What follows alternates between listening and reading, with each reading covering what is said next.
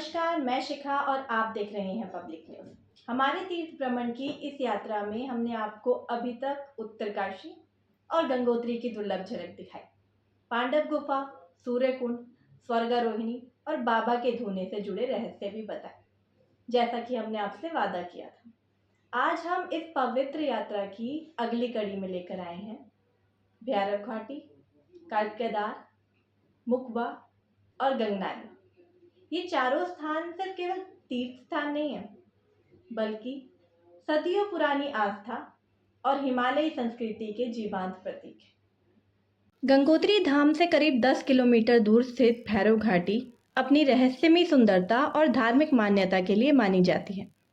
पौराणिक मान्यता है कि भगवान शिव के गण भैरव देव यहाँ के रक्षक देवता हैं। मान्यता के अनुसार जब माँ गंगा पृथ्वी पर उतरी तो इस क्षेत्र को प्राकृतिक आपदाओं, हिमपात और भूस्खलन से बचाने के लिए भैरव देव ने यहाँ अपना वास बनाया। आज भी स्थानीय लोग भैरव देव को घाटी का संरक्षक मानते हैं और हर वर्ष विशेष पूजा करते हैं ताकि यात्रा निर्विघ्न चलती रहे। यह घाटी घने जंगलों, खड़ी चट्टानों और भागीरथी नदी के गहरे प्रवाह से घिरी है। जत मानते और साधकों के लिए यह एक दिव्यता और रोमांच दोनों का संगम है। ये आनंद भैरव जी हैं, माँ गंगा जी के द्वारपाल, ये क्षेत्रपाल हैं। तो जब भी आप गंगोत्री दर्शन करने आते हैं, भैरव जी के दर्शन करने अनिवार्य है, तभी आपकी यात्रा पूरी मानी जाती है। क्योंकि ये माँ गंगा जी के द्वारपाल हैं, तो माँ गंगा जी के पास आपकी हाजिरी यही लगाते हैं कि आप आए थे या नहीं, यही माँ गंगा जी के पास हाजिरी लगाते हैं। तो आप जैसे यमुनोत्री में भी जाएंगे, यमुनोत्री में भी आनंद भैरव जी, गंगोत्री में भी आनंद भैरव जी, माँ गंगा जी और यमुना जी के द्वारपाल हैं। जय माँ।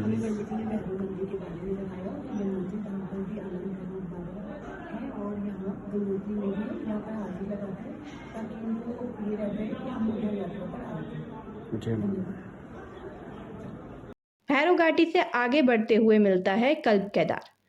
यह स्थल सदियों पुरानी साधना भूमि मानी जाती है।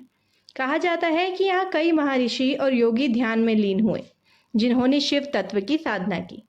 कल्प का अर्थ है कल्पों तक चलने वाला और केदार का अर्थ है शिव, यानी कि कल्पों तक इस स्थान को शिव की तपोभूमि माना जाता है। मान्यता है कि महाभारत काल में पांडवों ने भी यहाँ आकर शिवलिंग की स्थापना की थी और अज्ञातवास के दौरान कठोर तप किया था। कल्प केदार आज भी कम प्रसिद्ध लेकिन बेहद शक्ति संपन्न स्थल माना जाता है। यहाँ साधक महीनों गुफाओं और कंदराओं में मौन तपस्या करते हैं। इस क्षेत्र में हिमालयी गुफाएं, बर्फीली धाराएं और दूर दूर तक फैली दिव्यता इसे बेहद रहस्यमयी और रोमांचक बनाती है।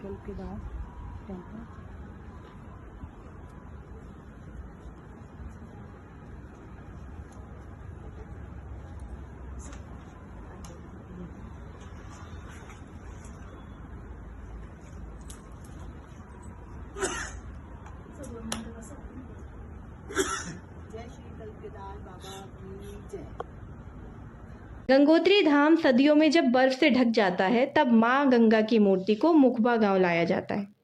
यह गांव भागीरथी घाटी में गंगोत्री से करीब 8 किलोमीटर दूर बसा है।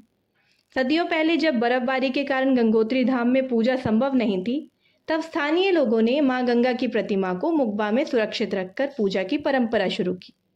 आज भी जब अक्षय तृतीया पर गंगोत्री धाम के कपाट खुलते हैं तो माँ गंगा की मूर्ति मुखबा से गंगोत्री ले जाई जाती है और भाई दूज पर वापस मुखबा लाकर पूरे शीतकाल में विधिवत पूजा की जाती है। मुखबा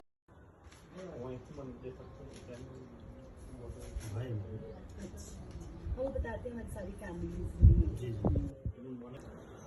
जय गंगा मैया। ये माँ गंगा का शीतकाल में दिवस मुख्यमंत्री मुखबा है। यहाँ पर जो है 6 महीने गंगा जी, जब माँ गंगा के कपाट गंगोत्री में अन्नकूट के दिन जब बंद होते हैं तो माँ गंगा की जो भूख मूर्ति है, जिसके आजकल दर्शन हुए हैं गंगोत्री में, उस मूर्ति को जो है अन्नकूट के दिन वहाँ से उठा के डोली में बिठा के मुख्यमंत्री के लिए प्रस्थान करते हैं। भैया दूज के दिन यहाँ पर माता की मूर्ति आ जाती है और फिर 6 महीने माँ गंगा की पूजा यहीं पर होती है और 12 महीने यहाँ पर पूजा होती है। सामने माँ गंगा दिख रही है, ये विराजमान रहती है। 12 महीने जो है यहाँ पर पूजा होती है। माँ गंगा का मठ है, मठों में जो है 12 महीने पूजा होती है। सुबह सुबह चाहे बर्फ गिरे, चाहे आंधी आए, तूफान आए, निरंतर पूजाएं चलती रहती है। और जो है यहाँ पिछले मार्च को जो है यशस्वी प्रधानमंत्री जी इस जगह पे आए थे। उन्होंने जो है शीतकाल यात्रा को जो है प्रारंभ किया और तब से लेकर अब तक जो है हजारों हजार यात्री जो है यहाँ पर मुख्यमंत्री मुकाम में आ चुके हैं और काफ़ी उत्साह है लोगों में कि नहीं, मोदी जी जहाँ गए हैं वहाँ हमें भी जाना है। तो गंगोत्री में तो भीड़ हो रही है, यहाँ भी लोग काफ़ी आ रहे हैं। मुगवा गांव की इसी परंपरा और संस्कृति को सम्मान देने के लिए देश के प्रधानमंत्री माननीय नरेंद्र मोदी जी भी यहाँ पहुंच चुके हैं। उन्होंने गांव के लोगों से मुलाकात कर मां गंगा के शीतकालीन निवास का महत्व जाना और श्रद्धालुओं की सुविधा बढ़ाने के लिए कई योजनाओं की घोषणा की। मुगवा गांव आज आस्था का जीवंत उदाहरण है। यहाँ सर्दियों में बर्फ के बीच भी मां गंगा की आराधना और लोक परंपरा एक साथ चलती रहती है। गंगोत्री यात्रा का एक अनमोल पड़ाव है गंगनानी, जो अपने गर्म जल कुंड के लिए प्रसिद्ध है। इसे ऋषि कुंड भी कहा जाता है। मान्यता है कि ऋषि मुनि और साधक यहाँ स्नान कर अपने तन और मन को शुद्ध करते थे। कहा जाता है कि महर्षि पराशर ने भी यहाँ तपस्या की थी। आज भी हजारों यात्री गंगोत्री जाने से पहले गंगनानी के गर्म कुंड में स्नान कर भागीरथी तट पर पूजा करते हैं। यह गर्म पानी पहाड़ों तक भूभर्गीय ऊष्मा से निकलता है और ठंडी वादियों में गर्म पानी का यह कुंड एक चमत्कार की तरह निकलता है। गंगनानी में आप तपस्वियों को साधना में लीन देख सकते हैं और प्राकृतिक गर्म जल कुंड में स्नान का अलौकिक अनुभव भी पा सकते हैं।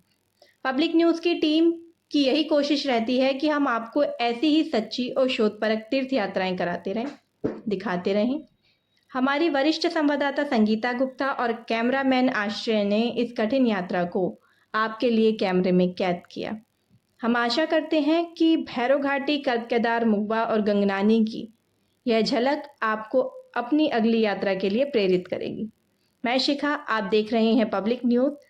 अब हम अगली कड़ी में आपको लेकर चलेंगे गरतांग गली की ओर, एक और रोमांचक और रहस्यमयी पड़ाव पर।